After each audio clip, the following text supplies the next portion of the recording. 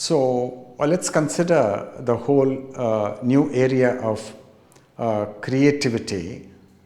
Now, rather than creativity, I think as the Master Krishnamurti has pointed out, we should really be talking about creativeness, which is the virtue in creativity, like goodness and sacredness and that kind of a thing. Now we got to, first of all, why are we concerned with creativeness? Why this concern and why this quest for creativeness? Can we understand that first? That's where we got to go. We got to enter there first.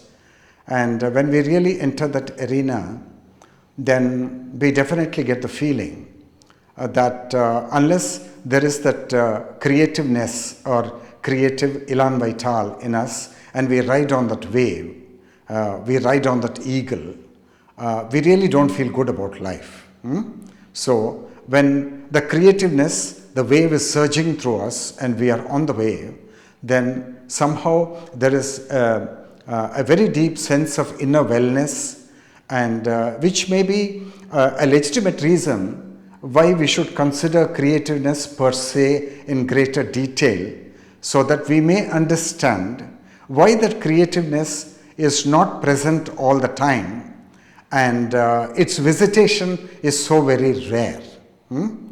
And then it also seems to me that creativeness is rare except in the people who, by divine architecture, are so fortunate that there is a gate open for creativeness all the time. Now, these are the all-time great people in the humanities, in the arts, in music, in mathematics, and in the sciences, and even in the religious field. And for them, the gate is always open. And did they do any sadhana in order to keep the gate open? Or is there another factor we have not got sight of yet? I think it's by divine architecture. By birth, they are like that. They're born like that. And they are very fortunate. And they are, I think, in a meager minority. And for the others, how do we understand the arising of this creativeness and why it is not arising ever so often that we could be so delighted in our lives and so creative in our lives all the time? Now, so long as the self is active in our life and in the way we come face to face with the totality of life, if the self is active all the time, then I think we don't have a chance to ride on the wave of creativeness. It's not going to surge through us.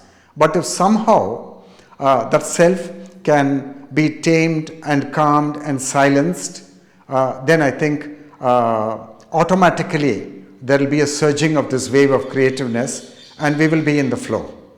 So the question arises whether through self-knowing, the taming and calming and silencing of the self will happen in a very natural way, so that creativeness almost becomes our default setting. That is, we meet with life, not with the self, which is extremely cunning, calculative, divisive in thought and feeling, but rather in a very vulnerable state, and as practically nobody, because the default setting is we want to be somebody and we want everybody to pick this up, that we are somebody. But if we could approach life as nobody, then I think we have a chance of riding on that magnificent wave of creativeness.